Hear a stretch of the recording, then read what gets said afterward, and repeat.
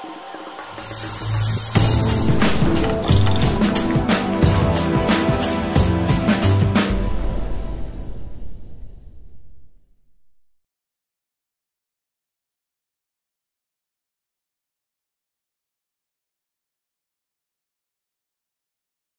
guys, so this video is going to be geared towards all of my divas who do watch me for PCOS and follow me for that reason.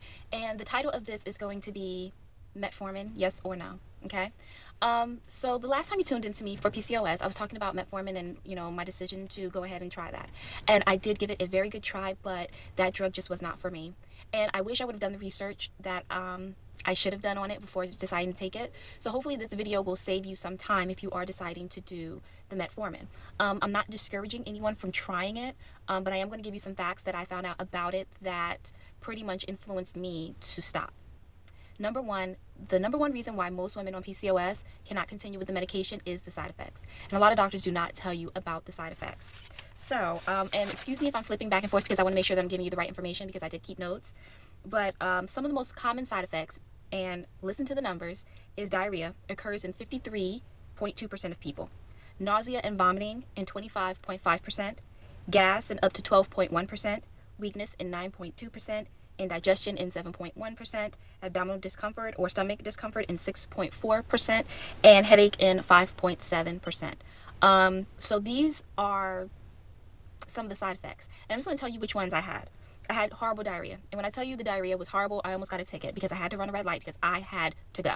Okay? It was that serious. And it's not just a one-time thing. It's like a relentless diarrhea. I had diarrhea for maybe like 6 months. I lost a lot of weight over it. And because I think I was having so much diarrhea, I also had weakness. I had fatigue. I had nausea. I would get dizzy spells. I didn't have the stomach upset. And I did have more frequent headaches than usual. So that was one of the biggest things, was the side effects. I could have dealt with everything, but that damn diarrhea drove me crazy. And it wasn't until I was talking to one of my friends who was also, who takes that medication, that I realized that it was the metformin that was causing the problems. I had went and got a colonoscopy because I thought something was broken in there, and my colonoscopy came back fine. And the doctors were like, well, we don't know, and that's part of the problem. Also, I'd like to go on record by stating, too many doctors. Too many doctors. When you have too many doctors, they don't know what's going on. Okay, A doesn't know what C's doing, and C could care less what B's doing. Let me calm down. That diarrhea done got me upset just thinking about it.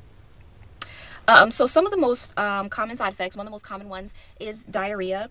And there's also another serious and harmful one, which is when the kidneys begin to generate lactic acid. That can also happen, and that's mostly common in people with kidney disorders. Okay? But the biggest side effect that I've seen and talked to women about was the diarrhea, okay? And really, it throws your whole system off of whack, and it causes a lot more problems than what it's really worth, okay? Now, metformin is a product that is basically prescribed for people with type 2 diabetes, and that's basically where your body produces too much insulin. Now, they give it to us because a lot of us have PCOS because we have insulin resistance Ii, okay? And basically, insulin resistance Ii is the inability, okay, of your cells to respond to the action of insulin in transportation, sugar, glucose, from the bloodstream into muscles and tissues, and that sensitivity to that is usually diminished, okay? And what the metformin does is improves the sensitivity of the nerves so that they do pick up on that insulin just a little bit quicker. And it doesn't require your body to make as much insulin. So basically what happens is, and I'm going to try to explain this the best way I can, is, let me think of the best way to put it. Basically, your body doesn't recognize the insulin that's being pumped, so it's pumping more insulin through because your body doesn't recognize it. And basically what the metformin does is makes your body recognize the insulin more. I hope that's just like a layman's, just the most basic explanation that I could give for it. And that's the way that it was explained to me. Now, they say that the metformin helps with the hypoandrogenism, or I hope I don't say the word wrong, androgenism, hypoandrogenism. It's something to that effect. And basically that's the acne, the facial hair, the lack thereof of menses or your period, the infertility, it just deals with everything. So basically this med is supposed to help with that, and it has shown in studies that it does improve and diminish some of these problems. But at the end of the day, if you can't eat, if you feel sick, if you're losing weight, if you're just having bout of diarrhea, I'm gonna tell you right now, it's not worth it. Okay? It is so not worth it. So that's basically where I am with the metformin. Basically my body is non-responsive to Clomid, so Clomid is not an option for me. Metformin is not a good candidate for me because of the diarrhea and the stomach upset, the bouncing blood sugars, and another thing about metformin is you have to stay on point with your meals. If you miss a meal, it would throw your whole system off whack and you will feel like you're about to pass out. To me, I had no relief whatsoever when I was on that. And even after stopping that medication, it took my body about 6 months to get back to normal. 6 months. So that's not something I'm going to put myself through again. Me and my doctors have decided that that is not the method of treatment for me personally. Not saying that it's not for you. Everyone's system is different. Everyone can tolerate things differently. There's just certain things I can and I can't do. And that was one of them. So now basically the road that is ahead of me is I have to get an IUI. That's going to be the only other alternative for me. And how do I feel about that? A little worried, because at the end of the day, it's like when the Clomid doesn't work, when the metformin doesn't work, you start to get a little scared. And like part of me is afraid to do the IUI because I'm afraid that it doesn't work. And so right now it's like that's my hope right now. Like IUI is my hope. And I'm afraid that it won't work.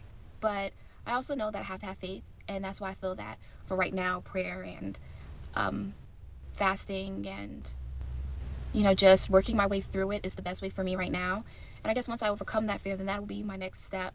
But right now I just need a break. Like this whole bout of metformin just really took it out of me, emotionally, physically, health-wise. It was just a very draining process. But I will get back on the horse. I will ride again. Yeah, so, and with that being said, I know I do have a lot of people who do watch me for these reasons, and if ever anyone wants to do a PCOS meet and greet, and we can sit and talk and share stories, give each other inspiration, pray together, just hit me up, leave a personal message. I'll put a, broadcast out, and if we get at least a couple of girls, who want to meet in the city and have lunch and talk about it, then that's what we can do. But for right now, I'm going to say, through everything, I don't lose faith. Stay encouraged. Just know that every journey makes the end result just that much more special. So I take into consideration, and also another thing, and I don't know, maybe this is just true for me, but I'm not going to say I'm happy I don't have kids, or I'm not going to say that I don't want kids, but I somewhat look at things in the past, and I think that maybe in a way that this was planned for me. Like times in the past when I have been good times to do this. And I feel that by having it this way for me, it'll be controlled and it'll be done when I'm ready. It won't come when I'm not ready, when I won't be able to offer my child the environment or the life that I want them to have. This just makes me get more prepared. And I do think that I will be a better parent for it. Maybe a little overprotective and crazy, yes, but sorry. But I will be better prepared. So I personally believe that this was meant to be. That someone knew that I wasn't ready in the past. And that when I am ready, whether I know it or not, then that will be my time. So, yeah, that was just a very personal moment that I shared. Hopefully I don't edit it out. But,